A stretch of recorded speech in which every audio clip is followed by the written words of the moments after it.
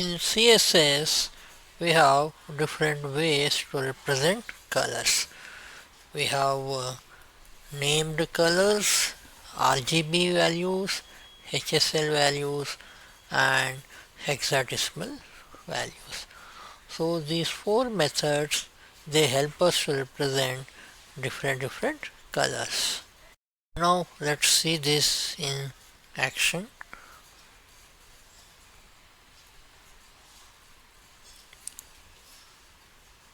Let's define a div with the class of box. Okay. Now let's do one thing. Let's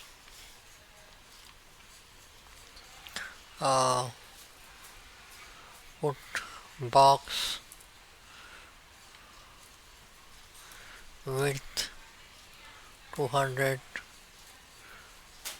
pixels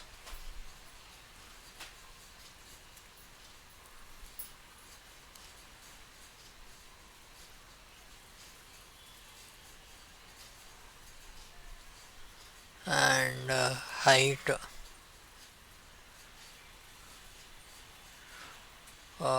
400 or let's say 200 pixels. Okay. So let's make it more generic. Put a dot over here and we'll also put a background color. Now for color selection, let's go to Google. So here Google, we have the color picker, right? So here you have RGB values, you have HSV values, hexadecimal values, like that. Suppose if you want to select any color, what is RGB value, you can do one thing. Okay, you can change this cursor, right? Suppose if we say this is RGB is this much, right? You can copy this. RGB stands for red, green, blue. So each color has a maximum value of 255, 255, 255. So each represents the red, green, blue ratios.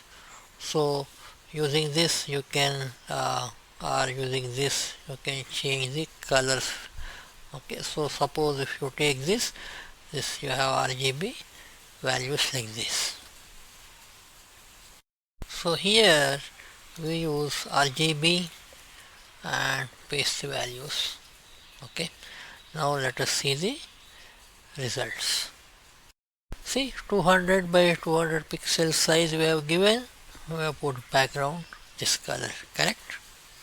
We have one more function called RGBA. RGBA stands for RGB alpha. With this function we can put another attribute. 0 means completely transparent, okay, and 1 means completely opaque. So it will be having values from 0 to 1. So if we use 0.5 here, our box is semi-transparent. This is favorite technique to use colors with the background color. If you have any immediate background, when you make it completely transparent, that image gets seen or visible. Let us see the effects now. See, it has been more transparent. So between 0 to 1 we can put values for.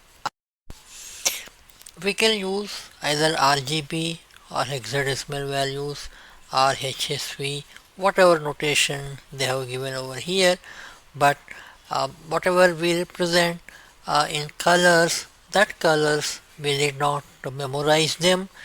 We just use color picker in Google. From there you can use. Okay,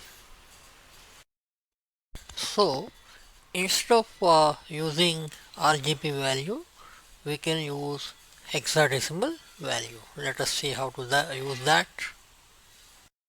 We have copied that value, right? Come here, paste that value over here and save the file. The color box has been represented using hexadecimal values. So the limitation with the hexadecimal values is that here we don't have transparent element or component. So if you want to have any transparent attribute, then you have to use RGB alpha. Other system we have HSL. So this is degree of color, this is saturation. Suppose if we move this, so this is getting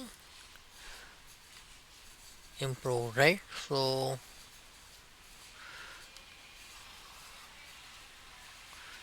if you move this saturation, it's getting decreased, right? So like this. So HSL is another system which we can use to represent colors. The third value is lightness. So as we move here, lightness is getting increased, right? So you can see what color, what you want to have. So using HSL you can represent. Okay, suppose I want this color, so dark, right? So this is another way. You have RGB, you have hexadecimal, you have HSL, you have HSV. Okay, now these many methods are there.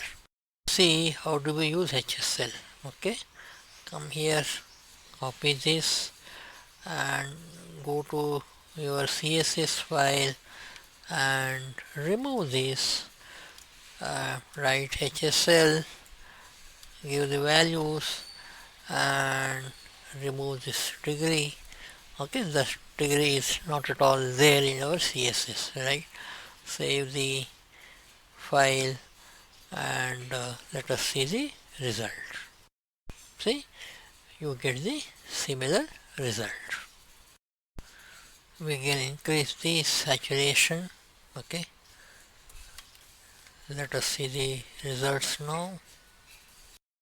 Okay, now we can play with the, if you put 100 over here, let us see, you can see the color change over here also, right? You can put 40%, the color change over here. So whatever color you see over here, that color gets stamped over there in your website. As it was there in RGB function, when you use HSL, you can supply alpha value, and fourth element you can supply between 0 and 1. So you can put 0.5. Okay, so now the color has been changed, right? Now you know what is alpha value. Okay, the result, now the color combination has been changed, right? Now that we have learned about colors, now let's learn about gradients. Gradients is just like images. Either you can use background image, right, to represent gradient, or simply you can use background. Using gradients we can represent beautiful transitions between two colors. So to create a gradient we use functions. Okay, we use a linear gradient function, linear gradient, and we use two colors, Dodger blue and we use yellow.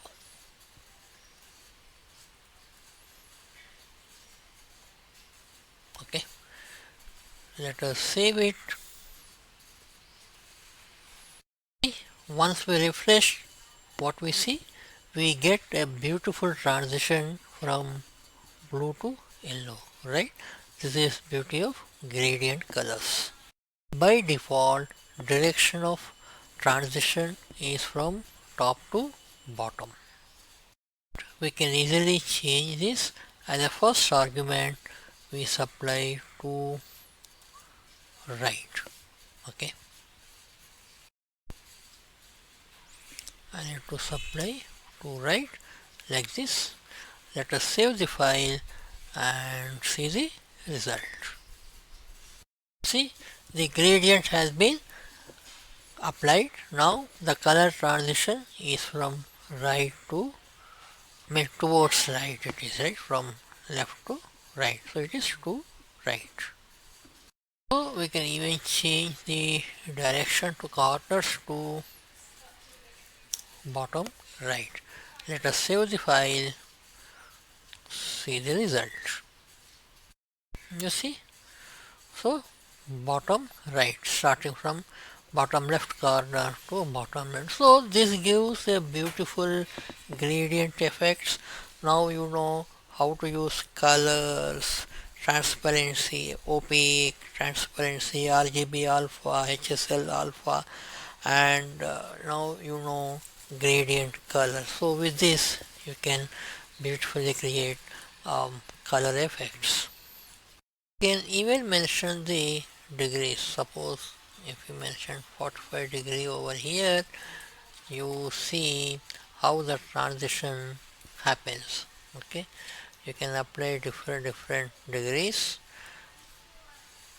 You see the transition started from 45 degrees, right? 0 degree, 45 degrees, 110 degrees, like that. You can also specify the position of the color it should start.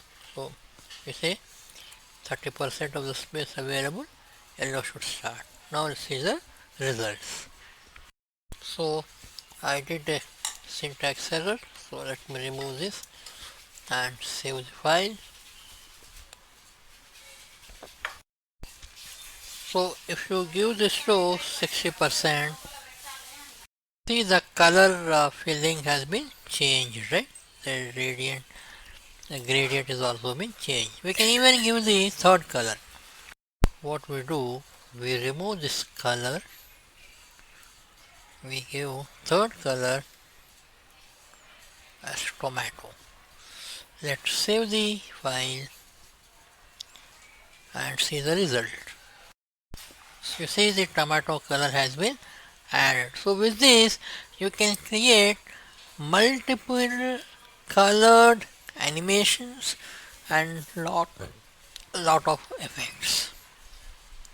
So with this we can create lot of our multicolored gradient effects. This is a linear gradient. In CSS we have other type of gradient that is called radial gradient. Let us start looking into that. Let's remove this function and we call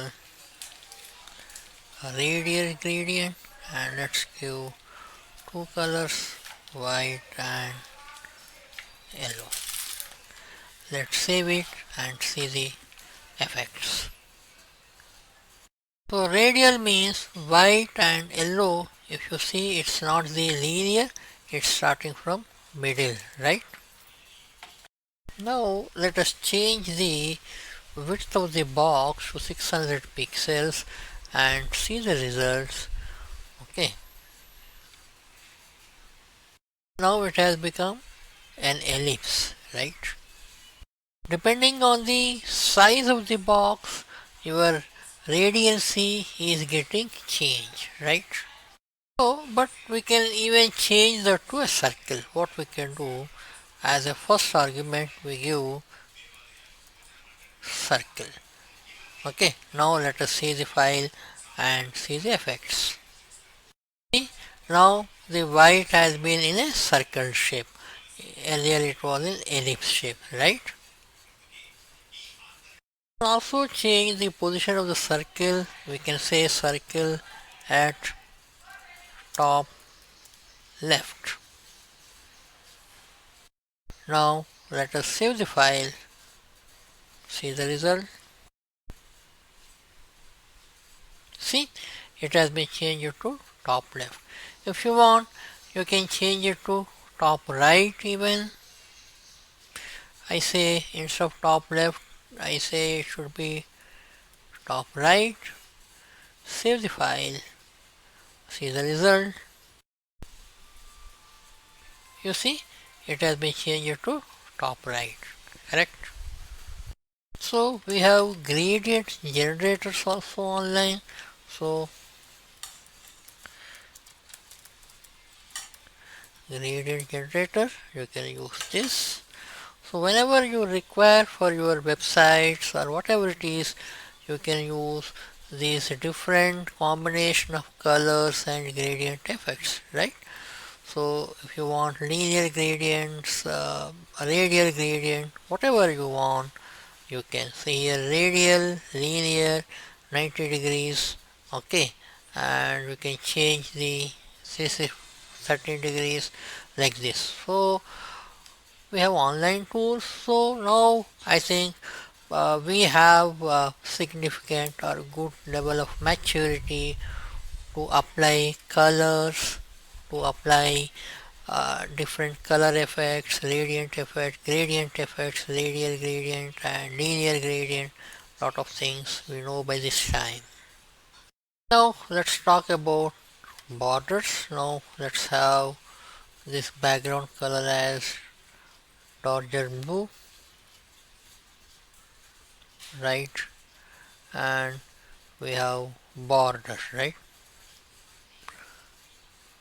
We have border, we can have dotted like this. Let us save the file and see the effects. See, you have dotted lines over here, right, for the blue box. Now let us give the box as 300 pixels, right, and see the result now.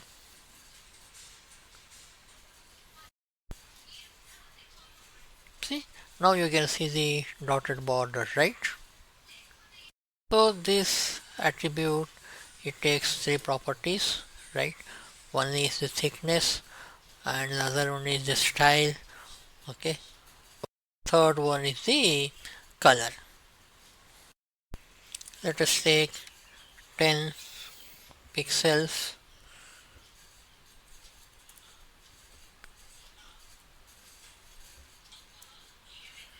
and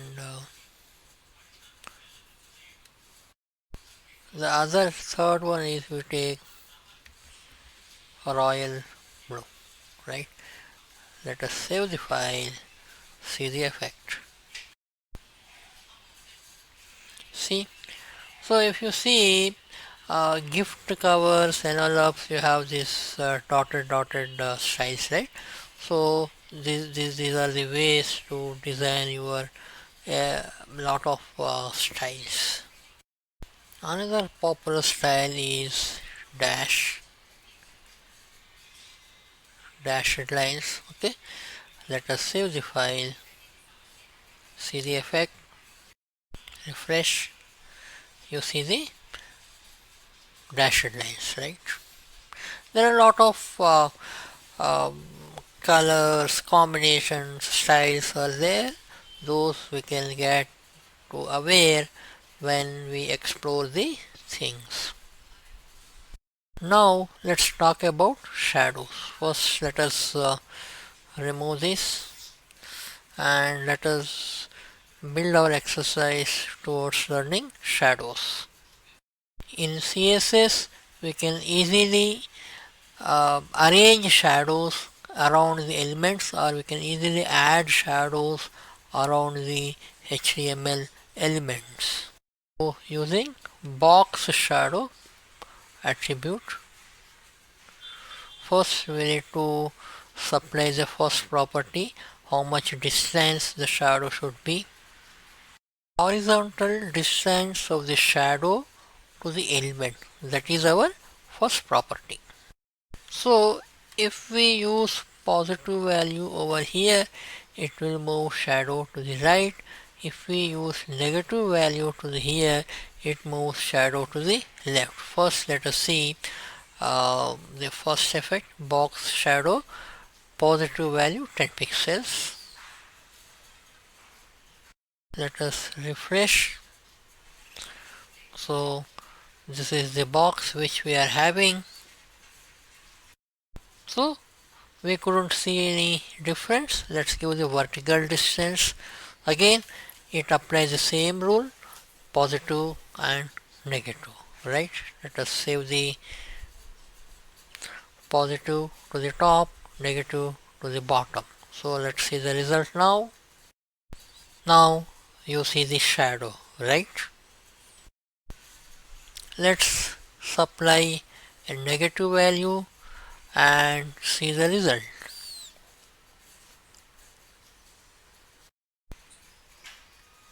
You see, like this.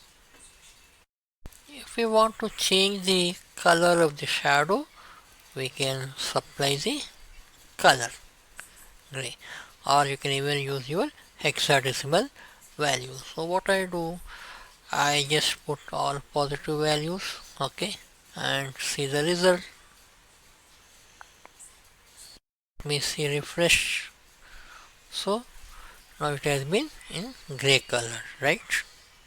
So what if we want to make this shadow more softer, 10 pixels softer I put, okay.